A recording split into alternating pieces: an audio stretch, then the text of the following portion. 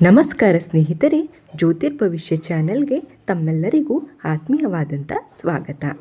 ಇಂದಿನ ವಿಡಿಯೋದಲ್ಲಿ ನಾವು ತುಲಾ ರಾಶಿಯವರ 2026ರ ಭವಿಷ್ಯ ಹೇಗಿದೆ ಅನ್ನೋದ್ರ ಬಗ್ಗೆ ಮಾಹಿತಿಗಳನ್ನು ನೋಡೋಣ.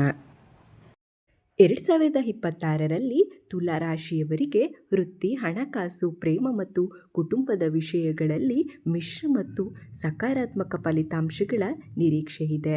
ವಿಶೇಷವಾಗಿ ಜೂನ್ ನಂತರ ಗುರುಗ್ರಹದ ಸಂಚಾರದಿಂದ ಅದೃಷ್ಟ ಮತ್ತು ಐಶ್ವರ್ಯ ಹೆಚ್ಚಾಗಬಹುದು.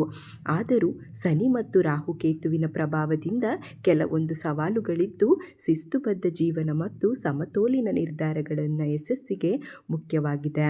ಆರ್ಥಿಕವಾಗಿ ಹೊಸ ಅವಕಾಶಗಳು, ಹೂಡಿಕೆ ಲಾಭಗಳು ಮತ್ತು ಕುಟುಂಬದ ಬೆಂಬಲ ದೊರೆಯಬಹುದು.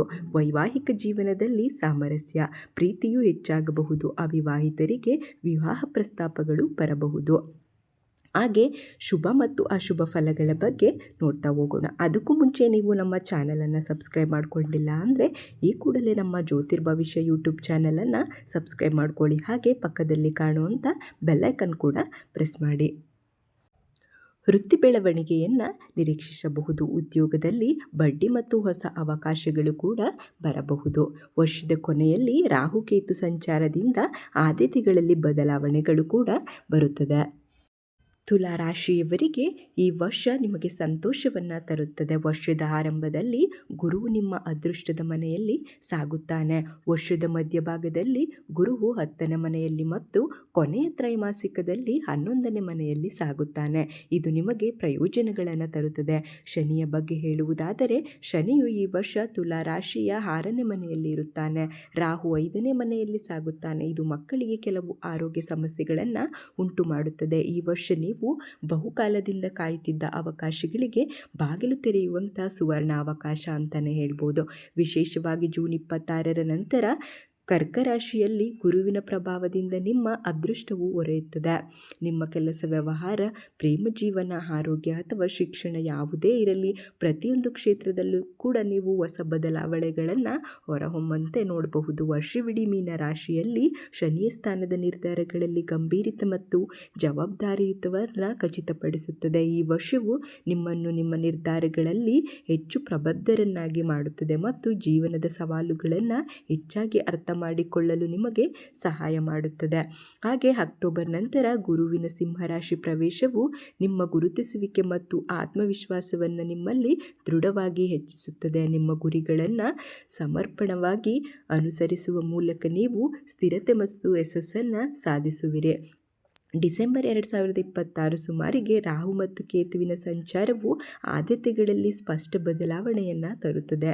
ಇನ್ನು ಆರ್ಥಿಕ ಸ್ಥಿತಿಯ ಬಗ್ಗೆ ನೋಡುವುದಾದರೆ, ವಿಷಯಗಳಲ್ಲಿ ಲಾಭದಾಯಕರವಾಗಲಿದೆ. ನೀವು ಯಾವುದೇ ವ್ಯವಹಾರಕ್ಕೂ ಕೈ ಹಾಕಿದರೂ ಕೂಡ ಹಣಕಾಸಿನ ಯೋಜನೆಗಳ ಪರಿಣಾಮಕಾರಿ ಕಾರ್ಯಗತಗೊಳ್ಳುವ ಸಾಧ್ಯತೆ ಇದೆ. ಜೂನ್ 26ರ ನಂತರ ಗುರುವಿನ ಪ್ರಭಾವವು ಆದಾಯ ಮತ್ತು ಐಷಾರಾಮಿಯ ಸಂಗಮವನ್ನು ಸೃಷ್ಟಿಸುತ್ತದೆ. ಆದಾಯ ಬೆಳವಣಿಗೆಗೆ ಹೊಸ ಅವಕಾಶಗಳು ಉದ್ಭವಿಸುತ್ತವೆ ಮತ್ತು ಇಂದಿನ ಪ್ರಯತ್ನಗಳು ಸಹ ಫಲ ನೀಡಬಹುದು. ನಿಮ್ಮ ವೆಚ್ಚ ಮತ್ತು ಉಳಿತಾಯದ ನಡುವೆ ನೀವು ಸರಿಯಾದ ಸಮತೋಲನವನ್ನು ಕಾಯ್ದುಕೊಂಡರೆ ವರ್ಷದ ಅಂತ್ಯದ ವೇಳೆಗೆ ನೀವು ಉತ್ತಮ ಆರ್ಥಿಕ ಶಕ್ತಿಯನ್ನು ಸಾಧಿಸಬಹುದು. ವರ್ಷವಿಡೀ ಮೀನ ರಾಶಿ ಶನಿಯ ಸ್ಥಾನವು ಶಿಸ್ತು ಮತ್ತು ಜವಾಬ್ದಾರಿಯೊಂದಿಗೆ ಮುಂದುವರಿಯಲು ನಿಮಗೆ ಅನುಕೂಲವನ್ನು ಮಾಡಿಕೊಡುತ್ತದೆ. ಅಕ್ಟೋಬರ್ ನಂತರ ಆರ್ಥಿಕ ನಿರ್ಧಾರಗಳಲ್ಲಿ ಹೆಚ್ಚಿನ ಸ್ಪಷ್ಟತೆಯ ಲಕ್ಷಣಗಳು ಕಂಡುಬರುತ್ತಿವೆ. ನೀವು ವ್ಯವಹಾರದಲ್ಲಿ ಡಿಸೆಂಬರ್ನಲ್ಲಿ ಸುಮಾರಿಗೆ ರಾಹು ಮತ್ತು ಕೇತುವಿನ ಸಂಚಾರದಿಂದಾಗಿ ಆದ್ಯತೆಗಳಲ್ಲಿ ಬದಲಾವಣೆಯೊಂದಿಗೆ ಲಾಭದ ನಿರೀಕ್ಷೆಗಳನ್ನು ಹೊರಹೊಮ್ಮುತ್ತಿವೆ. ಆರ್ಥಿಕ ದೃಷ್ಟಿಕೋನದಿಂದ ಸಕಾರಾತ್ಮಕವಾಗಿ ಮತ್ತು ನಿಮ್ಮ ಯೋಜನೆಗಳು ಕ್ರಮೇಣ ಯಶಸ್ವಿಯಾಗುತ್ತವೆ. ಈ ವರ್ಷ ನಿಮ್ಮ ಆರ್ಥಿಕ ನೆಲೆಯನ್ನು ಬಲಪಡಿಸುವಲ್ಲಿ ನೀವು ಯಶಸ್ವಿಯಾಗ್ತೀರಾ. ಇನ್ನು ತುಲಾ ರಾಶಿಯವರು 2026 ವರ್ಷವು ವೃತ್ತಿ ವ್ಯವಹಾರದಲ್ಲಿ ಸ್ಥಿರತೆ ಮತ್ತು ಬೆಳವಣಿಗೆಯನ್ನು ತರುತ್ತದೆ. ನೀವು ಯಾವುದೇ ಕೆಲಸದಲ್ಲಿ ಕೈ ಹಾಕಿದರೂ ಕೂಡ ಅದರಲ್ಲಿ ದುಪ್ಪಟ್ಟು ಲಾಭವನ್ನು ಗಳಿಸುವಂತಹ ರಾಶಿಯೋಗ ನಿಮಗೆ ಇದೆ. ಶನಿಯ ಸ್ಥಾನವು ಜವಾಬ್ದಾರಿಗಳಿಂದ ಒತ್ತಡವನ್ನು ಉಂಟು ಮಾಡಬಹುದು. ಆದರೂ ಸಮಯ ಮುಂದುವರೆದಂತೆ ನಿಮ್ಮ ಕಠಿಣ ಪರಿಶ್ರಮ ಫಲಿತಾಂಶಗಳು ಸ್ಪಷ್ಟವಾಗಿ ಗೋಚರಿಸುತ್ತವೆ. ಅತಿಯಾದ ಶ್ರಮದಿಂದ ನಿಮಗೆ ಸುಖವಾದ ಜೀವನ ನಡೆಸಲು ದಾರಿಯಾಗುತ್ತದೆ. ಕರ್ಕಾಟಕ ರಾಶಿಗೆ ಗುರುವಿನ ಪ್ರವೇಶವು ವೃತ್ತಿ ಜೀವನದ ವಿಸ್ತರಣೆ ಮತ್ತು ಹೊಸ ಅವಕಾಶಗಳನ್ನು ಸೂಚಿಸುತ್ತದೆ. ಸ್ಥಾನ, ಜವಾಬ್ದಾರಿ ಮತ್ತು ಕೆಲಸದ ಶೈಲಿ ಎಲ್ಲವೂ ಸುಧಾರಣೆಗೆ ಅವಕಾಶಗಳನ್ನು ತರುತ್ತದೆ. ಈ ವರ್ಷ ವೃತ್ತಿ ಬದಲಾವಣೆಯನ್ನು ಬಯಸುವವರಿಗೆ ಹೊಸ ಅವಕಾಶಗಳು ಸಿಗಲಿದೆ ಮತ್ತು ಶುಭ ಫಲಿತಾಂಶಗಳನ್ನು ತರುತ್ತದೆ. ನೀವು ನಿಮ್ಮ ಪ್ರತಿಭೆಯನ್ನು ಹೊಸ ರೀತಿಯಲ್ಲಿ ಪ್ರಸ್ತುತಪಡಿಸಬೇಕು ಅಥವಾ ಪ್ರದರ್ಶಿಸಬೇಕು. ನಿಮ್ಮ ಮೇಲಾಧಿಕಾರಿಗಳ ವಿಶ್ವಾಸವನ್ನು ಗಳಿಸುವವರಲ್ಲಿ ನೀವು ಯಶಸ್ವಿಯಾಗ್ತೀರಾ. ನೀವು ವ್ಯವಹಾರದಲ್ಲಿ ಪಾಲುದಾರಿಕೆಗಳು ಅಥವಾ ಲಾಭದಾಯಕ ಅವಕಾಶಗಳನ್ನು ನೀಡಬಹುದು. ತಾಳ್ಮೆ ಮತ್ತು ಅವಕಾಶಗಳು ತುಂಬಾ ಮುಖ್ಯ. ಒಟ್ಟಾರೆಯಾಗಿ ಈ ವರ್ಷ ನಿಮ್ಮ ವೃತ್ತಿ ಜೀವನದಲ್ಲಿ ಹೊಸ ಎತ್ತರವನ್ನು ನೀವು ತಲುಪಲು ಅವಕಾಶಗಳನ್ನು ನೋಡ್ತೀರಾ. ಇನ್ನು ವೈವಾಹಿಕ ಜೀವನದ ಬಗ್ಗೆ ನೋಡೋದಾದರೆ 2026 ವರ್ಷ ಆರಂಭದಲ್ಲಿ ನಿಮ್ಮ ವೈವಾಹಿಕ ಜೀವನದಲ್ಲಿ ಸ್ವಲ್ಪ ಒತ್ತಡ ಉಂಟಾಗಬಹುದು, ಏರುಪೇರು ಉಂಟಾಗಬಹುದು. ಸಂಗಾತಿಯೊಂದಿಗೆ ಹೊಂದಾಣಿಕೆಯನ್ನು ಮಾಡಿಕೊಳ್ಳುವುದು ಉತ್ತಮ ಮತ್ತು ಅದನ್ನು ಪ್ರಯತ್ನಿಸಿ. ಸಣ್ಣ ತಪ್ಪುಗಳನ್ನು ಕೂಡ ನಿರ್ಲಕ್ಷಿಸೋದಕ್ಕೆ ಹೋಗಬೇಡಿ ಅಥವಾ ಸಣ್ಣ ಕಿರಿಕಿರಿಗಳನ್ನು ದೊಡ್ಡ ಗಲಾಟೆಯಾಗಿ ಮಾಡೋದಕ್ಕೆ ಹೋಗಬೇಡಿ. ಇದರಿಂದ ನಿಮಗೆ ಅನಾಹುತ ಖಂಡಿತ. ಸಂದರ್ಭಗಳು ಯಾವುದೇ ಇರಬೇಕು ಅದನ್ನು ನೀವು ಸುಧಾರಿಸಬೇಕು. ವೈವಾಹಿಕ ಜೀವನದಲ್ಲಿ ಸಾಮರಸ್ಯದ ಪರಿಸ್ಥಿತಿ ಇರುತ್ತದೆ. ನಿಮ್ಮಿಬ್ಬರ ನಡುವೆ ಉತ್ತಮ ತಿಳುವಳಿಕೆ ಇರಬೇಕು. ಮಕ್ಕಳ ಆರೋಗ್ಯವು ಉತ್ತಮವಾಗಿರುತ್ತದೆ ಮತ್ತು ಅವರು ಹೆಚ್ಚು ಶಕ್ತಿಯುತವಾಗಿರುತ್ತಾರೆ. ಒಟ್ಟಾರೆ ಈ ವರ್ಷ ನೀವು ನಿಮ್ಮ ಸಂಗಾತಿ ಮತ್ತು ಮಕ್ಕಳೊಂದಿಗೆ ಪ್ರವಾಸಕ್ಕೆ ಕೂಡ ತೆರಳುತ್ತೀರಿ. ಪ್ರೀತಿ ಮತ್ತು ಸಾಮರಸ್ಯ ಅಧಿಕವಾಗಿ ಇರುತ್ತದೆ. ಇದರ ಮೂಲಕ ಪರಸ್ಪರ ನಡುವೆ ದೂರಗಳು ಸಹ ದೂರವಾಗಬಹುದು. ಇನ್ನು ಪ್ರೇಮ ಜೀವನಕ್ಕೆ ಬರೋದಾದರೆ ತುಲಾರಾಶಿಯವರಿಗೆ 2026 ಪ್ರೇಮ ಜೀವನದ ವಿಷಯದಲ್ಲಿ ಅನುಕೂಲಕರವಾಗಿದೆ ಮತ್ತು ಪ್ರೋತ್ಸಾಹದಾಯಕವಾಗಿರುತ್ತದೆ. ಭಾವನಾತ್ಮಕ ಸ್ಥಿರತೆ ಮತ್ತು ತಿಳುವಳಿಕೆಯೊಂದಿಗೆ ಸಂಬಂಧಗಳನ್ನು ಮುಂದಕ್ಕೆ ಸಾಗಿಸಲು ಈ ವರ್ಷ ಸಹಾಯಕವಾಗುತ್ತದೆ. ಗುರುವಿನ ಪ್ರಭಾವವು ಭಾವನಾತ್ಮಕ ತಿಳುವಳಿಕೆಯನ್ನು ಬಲಪಡಿಸುತ್ತದೆ. ಪರಸ್ಪರ ಗೌರವ ಮತ್ತು ನಂಬಿಕೆ ಮತ್ತು ಸಂವಹನವು ಸಂಬಂಧಗಳನ್ನು ಬಲಪಡಿಸುತ್ತವೆ. ಆದ್ದರಿಂದ ನೀವು ಅತಿಯಾದ ನಂಬಿಕೆಯನ್ನು ಉಳಿಸಿಕೊಳ್ಳುವುದು ಸೂಕ್ತ, ಹಾಗೆ ಅತಿಯಾದ ಪ್ರೀತಿಯನ್ನು ಕೂಡ ಉಳಿಸಿಕೊಳ್ಳಬೇಕು. ಈ ವರ್ಷ ಅವಿವಾಹಿತರಿಗೆ ಉತ್ತಮ ವರ್ಷವೆಂದು ಸಾಬೀತುಪಡಿಸುತ್ತದೆ. ವಿವಾಹದ ಅವಕಾಶಗಳು ಇವೆ. ಯಾವುದೇ ರೀತಿಯ ಬಾಳ ಸಂಗಾತಿ ಅಥವಾ ವಧು ಅಥವಾ ವಧುವರ ಯಾವುದೇ ಆಗಿರಲಿ ಮದುವೆ ಕಂಕಣ ಭಾಗ್ಯ ಕೂಡಿ ಬರುವ ಅವಕಾಶಗಳು ಇದೆ. ಅಥವಾ ಕುಟುಂಬದಲ್ಲಿ ಕೆಲವು ಶುಭ ಘಟನೆಗಳು ನಡೆಯಬಹುದು. ಕುಟುಂಬದ ಕಾರ್ಯಗಳು ವರ್ಷದ ಮಧ್ಯದಲ್ಲಿ ಪ್ರಯಾಣ ಅವಕಾಶಗಳನ್ನು ಸೃಷ್ಟಿಸುತ್ತದೆ. ಪ್ರೇಮ ವಿವಾಹವನ್ನು ಪರಿಗಣಿಸುವವರಿಗೆ ಅಕ್ಟೋಬರ್ ನಂತರದ ಪರಿಸ್ಥಿತಿಗಳು ಕ್ರಮೇಣ ಅನುಕೂಲಕರವಾಗಿರುತ್ತವೆ. ಆತ್ಮವಿಶ್ವಾಸ ಮತ್ತು ಸ್ಪಷ್ಟತೆ ಹೆಚ್ಚಾಗುತ್ತದೆ. ಮನೆಯಲ್ಲಿ ಕೂತು ಮಾತನಾಡಿ. ಇನ್ನು ಆರೋಗ್ಯದ ವಿಷಯದಲ್ಲಿ ನೋಡುವುದಾದರೆ ಆರೋಗ್ಯ ದೃಷ್ಟಿಯಿಂದ ಒಟ್ಟಾರೆಯಾಗಿ ಅನುಕೂಲಕರವಾಗಿ ಇರುತ್ತದೆ.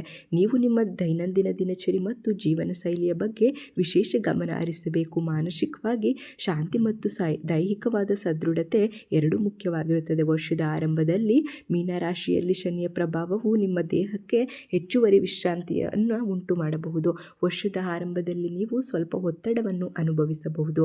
ಜೂನ್ 2026 ನಂತರ ಗುರುವು ಕರ್ಕಾಟಕ ರಾಶಿಗೆ ಪ್ರವೇಶಿಸುವುದರಿಂದ ನಿಮ್ಮ ಶಕ್ತಿಯ ಮಟ್ಟಗಳು ಕ್ರಮೇಣ ಹೆಚ್ಚಾಗುತ್ತವೆ. ನೀವು ಮಾನಸಿಕ ಒತ್ತಡವನ್ನು ಅನುಭವಿಸಿದರೆ ಧ್ಯಾನ ಯೋಗಗಳನ್ನು ಮಾಡುವುದು, ಪ್ರಕೃತಿಯಲ್ಲಿ ಸಮಯ ಕಳೆಯುವುದರೊಂದಿಗೆ ಕಾಲವನ್ನು ಕಳೆಯಬೇಕು. ವರ್ಷದ ಮಧ್ಯಭಾಗದಲ್ಲಿ ಸಮತೋಲನವನ್ನು ಕಾಪಾಡಿಕೊಳ್ಳಬೇಕು. ಇದರಿಂದ ನಿಮ್ಮ ಮನಸ್ಸಿಗೆ ನೆಮ್ಮದಿ ಉಂಟಾಗುತ್ತದೆ. ದೀರ್ಘಕಾಲದ ಆರೋಗ್ಯದ ಸಮಸ್ಯೆಗಳು ಸಹ ಸುಧಾರಿಸುತ್ತದೆ ಹಾಗೂ ಆರೋಗ್ಯವಾದಂತಹ ಆಹಾರವನ್ನು ಸ್ವೀಕರಿಸಿ. ಯಾವುದೇ ದೈನಂದಿನ ಸಣ್ಣ ಪುಟ್ಟ ಸಮಸ್ಯೆಯನ್ನು ನಿರ್ಲಕ್ಷಿಸಬೇಡಿ. ವೈದ್ಯರ ಸಲಹೆಯನ್ನು ಪಡೆಯುವುದು ಉತ್ತಮ. ಒಟ್ಟಾರೆಯಾಗಿ ಈ ವರ್ಷ ಆರೋಗ್ಯದ ಸ್ಥಿತಿಯಲ್ಲಿ ಸುಧಾರಣೆಯನ್ನು ನೋಡ್ತೀರಿ. ಇನ್ನು ಶಿಕ್ಷಣದ ವಿಚಾರದ ಬಗ್ಗೆ ನೋಡೋದಾದರೆ ತುಲಾರಾಶಿಯ ವಿದ್ಯಾರ್ಥಿಗಳಿಗೆ 2026 ಶೈಕ್ಷಣಿಕ ಕ್ಷೇತ್ರದಲ್ಲಿ ಪ್ರಗತಿ ಮತ್ತು ಸ್ಫೂರ್ತಿಯ ವರ್ಷ ಅಂತಲೇ ಹೇಳ್ಬೋದು.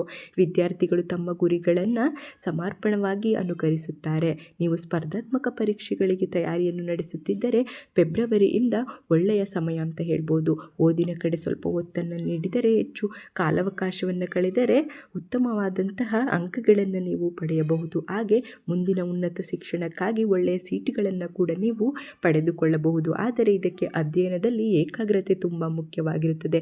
ಏಕಾಗ್ರತೆ ಹೆಚ್ಚಾಗುತ್ತದೆ ಮತ್ತು ಕಷ್ಟಕರವಾದ ವಿಷಯವನ್ನು ಅರ್ಥ ಮಾಡಿಕೊಳ್ಳುವ ಸಾಮರ್ಥ್ಯವನ್ನು ನೀವು ಬೆಳೆಸಿಕೊಳ್ಳಬೇಕು. ಇದಕ್ಕೆ ಧ್ಯಾನ ಅಥವಾ ಯಾವುದೇ ರೀತಿಯ ಯೋಗಗಳನ್ನು ನೀವು ಉತ್ತೇಜಿಸುವುದು ಉತ್ತಮ. ವೃತ್ತಿ ಆಧಾರಿತ ಶಿಕ್ಷಣವನ್ನು ಮುಂದುವರಿಸಲು ಬಯಸುವ ವಿದ್ಯಾರ್ಥಿಗಳಿಗೆ ಹೊಸ ಆಯ್ಕೆಗಳು ಕೂಡ ಸಿಗಲಿದೆ. ಡಿಸೆಂಬರ್ 2020 ಆಸುಪಾಸಿನಲ್ಲಿರುವ ರಾಹುಕೇತು ಸಂಚಾರವು ನಿಮ್ಮ ಗುರಿಯತ್ತ ಪ್ರವೇಶಿಸುತ್ತದೆ ಮತ್ತು ಸೃಷ್ಟಿಯನ್ನು ತರುತ್ತದೆ. ಕ್ರಮೇಣ ನಿಮ್ಮ ಆತ್ಮವಿಶ್ವಾಸವು ಕೂಡ ಬೆಳೆಯುತ್ತಾ ಹೋಗುತ್ತದೆ.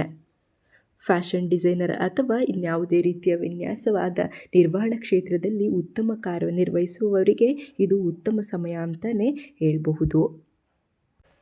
ಈ ನಿಮ್ಮ ಜೀವನ ಕ್ರಮದಲ್ಲಿ ಯಾವುದೇ ರೀತಿಯ ಸಮಸ್ಯೆಗಳು ಎದುರಾಗಬಾರ್ದು ಅಂತ ಅಂದರೆ ಉತ್ತಮವಾದ ಆರೋಗ್ಯದ ಜೊತೆಗೆ ವ್ಯಾಯಾಮವನ್ನು ರೂಢಿಸಿಕೊಳ್ಳಬೇಕು ಮತ್ತು ಧ್ಯಾನವು ತುಂಬ ಮುಖ್ಯ.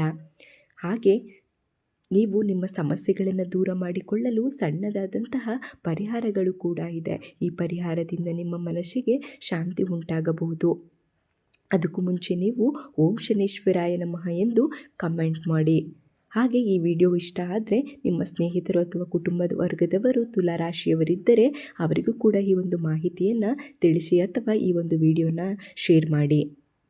ಹಾಗಿದ್ರೆ ನಿಮ್ಮ ಸಮಸ್ಯೆಗಳು ಮಂಜಿನ ರೀತಿ ಕರಗಲು ಪರಿಹಾರ ಏನು ಮಾಡಬೇಕಪ್ಪ ಅಂತ ಅಂದರೆ ಶನಿಗ್ರಹದ ಪ್ರಭಾವದಿಂದ ಶಿಸ್ತು ಮತ್ತು ಜವಾಬ್ದಾರಿಯಿಂದ ವರ್ತಿಸಬೇಕು. ಹಾಗೆ ಬುಧವಾರ ಮತ್ತು ಶನಿವಾರ ಆದಷ್ಟು ಶನಿ ಮಹಾತ್ಮನ ಪ್ರಾರ್ಥನೆಯನ್ನು ಮಾಡಿಕೊಳ್ಳಿ ಅಥವಾ ದೇವಸ್ಥಾನದಲ್ಲಿ ಪೂಜೆಯನ್ನು ಮಾಡಿಸಿ. ಸಾಧ್ಯವಾದರೆ ಎಳ್ಳು ಬತ್ತಿಯನ್ನು ದೇವರಿಗೆ ಅರ್ಪಿಸುವುದು ಉತ್ತಮ ಅಥವಾ ಕಪ್ಪು ವಸ್ತ್ರವನ್ನು ಇತರಿಗೆ ದಾನವನ್ನು ಮಾಡಿ. ಇದರಿಂದ ನಿಮ್ಮ ಮನಸ್ಸಿಗೆ ಶಾಂತಿ ಉಂಟಾಗುತ್ತದೆ ಮತ್ತು ಶನೀಶ್ವರಿಗೆ ಕಪ್ಪು ವಸ್ತ್ರ ಪ್ರಿಯವಾದ್ದರಿಂದ ಅವರು ನಿಮ್ಮ ಸಂತೋಷದ ಜೀವನಕ್ಕೆ ಆಶೀರ್ವದಿಸಲಿದ್ದಾರೆ. ಈ ವಿಡಿಯೋ ಇಷ್ಟ ಆದರೆ ಲೈಕ್ ಮಾಡಿ. ಶುಭ ದಿನ ಶುಭವಾಗಲಿ. ಧನ್ಯವಾದಗಳು.